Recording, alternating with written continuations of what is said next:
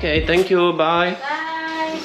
Tak, tady máme teda ubytování ukončené, byla to naše první noc tady na Palavanu. No a tímhle naše oficiální dobrodružství právě začíná. Včera už jsem byl dost unavený na to, abych tady natáčel nějaké věci, protože jsme opravdu měli dlouhý transfer. Teďka jdeme hodit batohy do nějakého ubytování, půjčíme si skutr, projedeme okolí, ať trošku zmapujeme tady vlastně oblast Puerto Princesy. Peníze rozměněny, kurz je vždycky lepší v takových bočních směnárnách, ale dávejte si pozor na směnárny, které jsou tady na ulici, protože to smrdí vždycky s kemem, takže tady to byla jistota a vždycky se domluvíte i na lepším kurzu, když vytáhnete větší obnos peněz.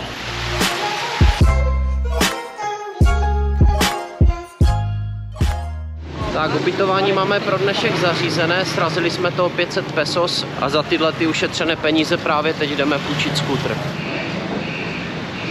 Nacházíme se v prodejně motorek, prošli jsme tady celé okolí a nikdo nemá skútr na dnešní den, což je trošku pro nás smolné, ale tady borec má nějakého kamaráda, takže tady přijel typek a půjčí nám svůj skútr. Skútr teda nakonec máme, dáváme teďka plnou nádrž a jdeme projet okolí. Litr benzínu tady stojí 28 korun.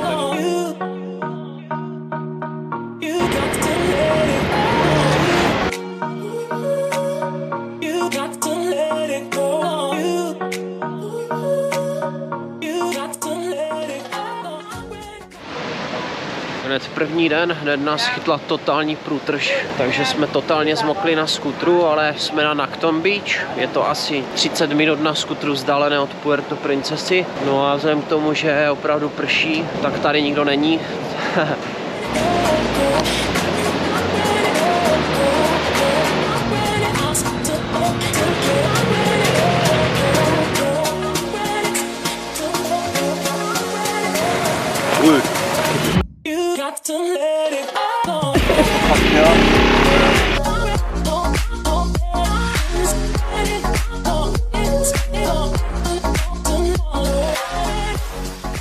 Tak, přímo tady na hlavní ulici v Puerto Princesa zastavíme a dáváme si street food. Naložíte si tady, co chcete.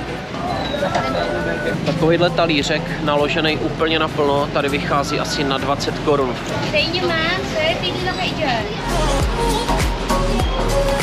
Má vánoční feeling, přímo v tropické destinaci tady v Puerto Princesa.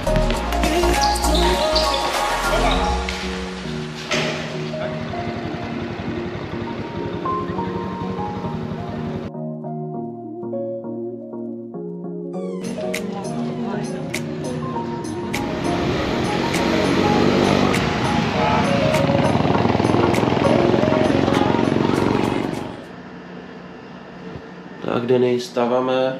Tak, máme tady další den. Jsme ještě v Puerto Princesa, dneska teda naposled. Teď si jdeme dát snídaní. No a venku je krásné slunečné počasí, takže doufám, že dnešní mototrip bude stát za to.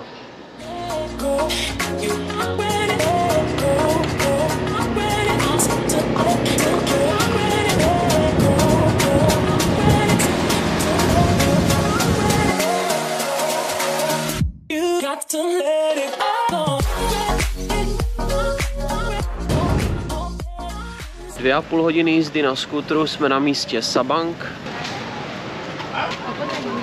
Udělali jsme si tady teda ten výlet a teď si jdeme koupit tiket. Jedná se teda o plavbu lodí do Národního parku tady. Pojedeme vlastně tam dozadu. Zajímavostí je to, že tam protéká řeka přímo jeskyní, takže jsem na to zvědavej.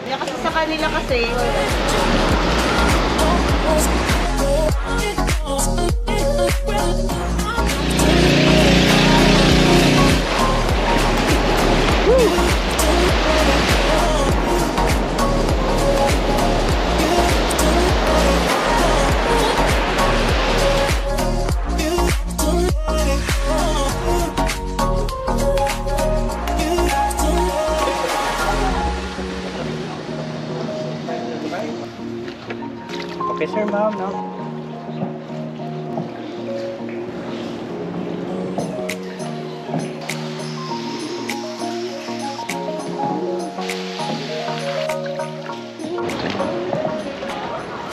to jsme měli teda prohlídku jeskyně a musím říct, že to byla nejlepší jeskyně, ve které jsem v životě byl. Naprostá fantazie. To, co příroda umí vytvořit, opravdu to stojí za to, za návštěvu, takže pokud budete tady v Puerto Princesa, neváhejte a navštivte tady tu řeku, která vlastně vede do naprosto fantastické jeskyně.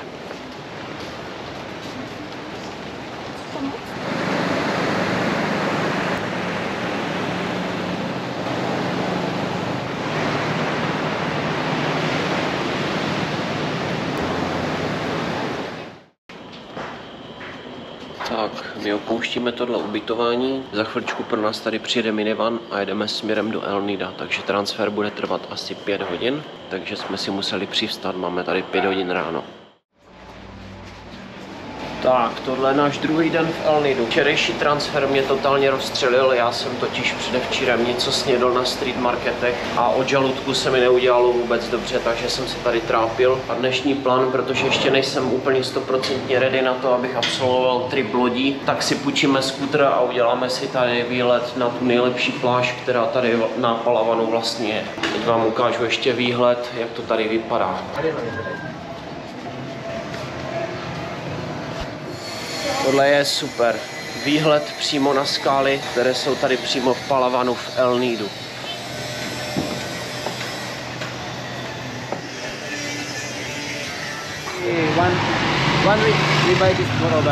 Máme tady půjčený skútr a je to super, protože paní nám dala na ubytování výraznou slevu, takže tady bydlíme za nějakých 600 korun včetně skútru pro oba, jo.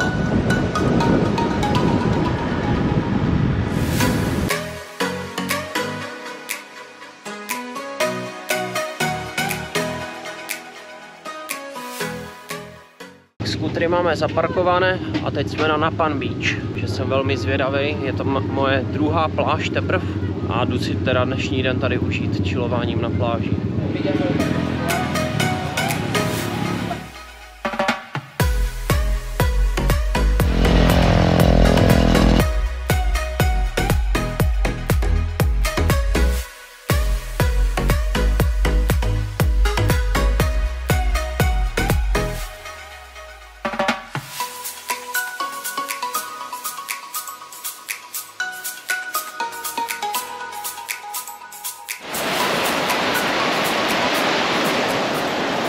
Tak, opouštíme Napan Beach a vyrazíme na Leo Beach, což je naše druhá zastávka dnešního dne.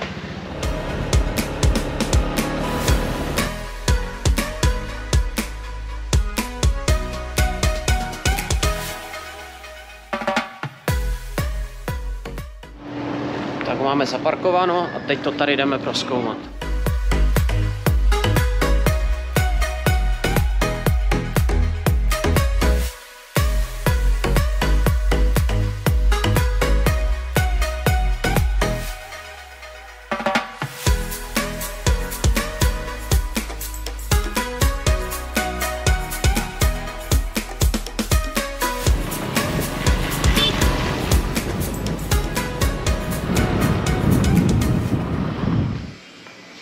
Tak trochu nečekaným způsobem musíme narychlo opustit tady naše ubytování, protože nějaký hotelový guest spláchl moc papíru do záchodu a kompletně tady vytopil celého stále, já jsem to nebyl.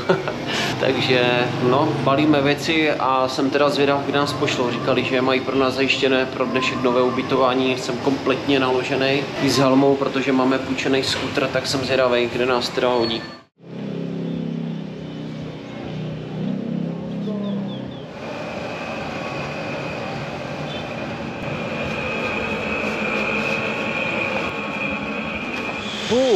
Tak, po dvoudenním trapení, kdy jsem ležel a byl připoután na lůžku, protože jsem se tady otrávil, byl jsem nucený si sehnat vlastně nějakou tady místní medicínu, abych se zbavil bolesti břicha, tak se nacházíme na Las Cabañas Beach, abych se trošičku odreagoval, protože už je mi konečně trochu líp. Každopádně trošku nešťastná situace je ta, že místní meteorologický ústav nahlásil, že se blíží velká bouře na moři, takže žádné lodě dneska nejezdí, což nás vlastně nutí tady zůstat o další den navíc.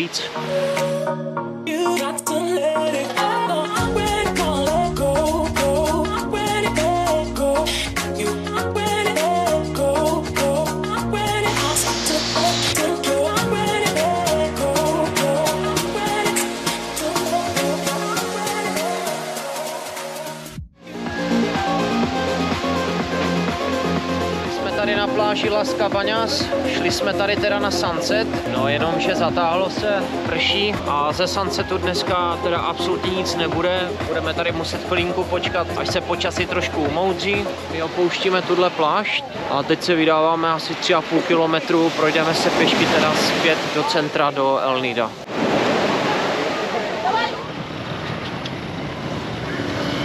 Tady po hlavní cestě dáme si takovou lehčí večerní procházku. Hlavně musíme být lehce opatrní, protože tady ti magoři jezdí fakt šíleně, ať nás tady něco nesmete. Tak, máme tady další den, my se opět nacházíme na ubytování v Laula Hostel. Problém je ten, že meteorologický ústav tady na Filipínách zakázal všem lodím opouštět přístavy, protože je tam znázorněné velké množství vln. Je to vlastně už druhý den, co se výlety lodi nekonají. No a vzhledem k tomu, že už jsme tady kvůli mojí nemoci, kdy já jsem se tady otrávil, byl jsem nucený tady 2 dny ležet na apartmanu opravdu na lécích a nebylo mi vůbec dobře, už to hraničilo pomalu s hospitalizací, takže jsme tady 2 dny ztratili. Dnešní den jsme teda přizpůsobili tomu, že bereme skútr, pojedeme teda na sever Palavanu. Tak, máme zaparkováno, jsme na Duli Beach tentokrát teda. Jeli jsme sem teda fakt divokou cestou. Poslední 3 kilometry se jezdí opravdu jenom po šutrech a po hlíně, po všem možném, jenom ne fakt po asfaltu. Takže opravdu pokud tady budete chtít jít, tak si dávejte pozor a buďte opatrní na tom skutru. Není to fakt úplně jednoduchá cesta, no.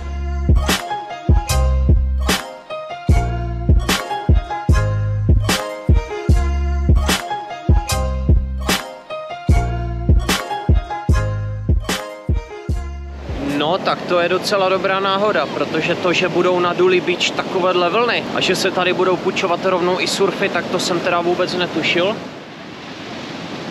Ne? Ale je trošku smutné, že člověk se tady prochází a vidí prostě ty následky, jak ten lockdown, který tady byl, způsobil to, že spousta vlastně ubytování, rezortů, chatiček, guesthouseů a všeho možného tady ukončilo svoji činnost. Vy se vlastně můžete ubytovat jedné tady z těch chatiček přímo na pláži a jedna noc v té chatě stojí asi 3500 pesos. Pokud si chcete jako dopřát vyloženě ubytování na pláži, tak doporučuji Duli Beach a to přímo tady ten resort.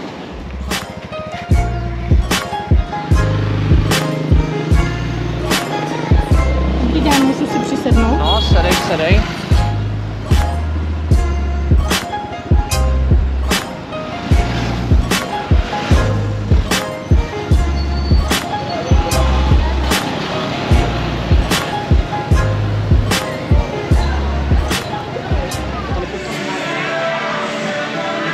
Tady v místním supermarketu Prince, který je tady v El Nidu, si nakupujeme vždycky nějaké ty základní věci, jako je chleba, vodu a mají tady i konzervy s tuňákem. Dobré ráno. Konečně pozitivní informace, a to sice to, že meteorologický ústav tady na Filipínách konečně umožňuje loďkám navštívit tady v rámci tour ty místní ostrůvky. Tak nějak trošku z donucení tady ještě teda zůstáváme o 1 den navíc a hned zítra budeme transferovat na Coron. Takže to všecko musíme takhle nějak ještě organizačně zmáknout.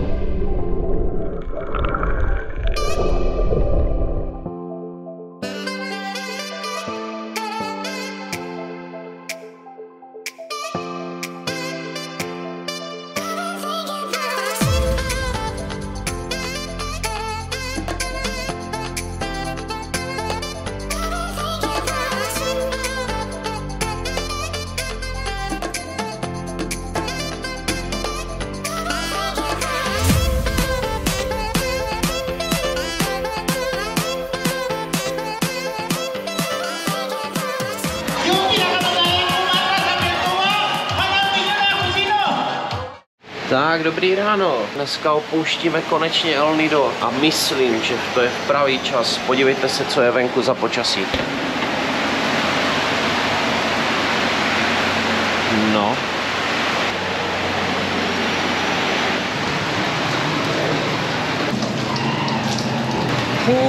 Dneska je to teda v režimu fakt mastných dešťů. No, tak to je v prdeli teda.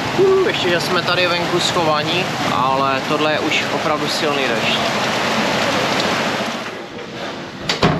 Tak opouštíme tady Laula hostel a vydáváme se teda do přístavu a dneska transfer na Coron.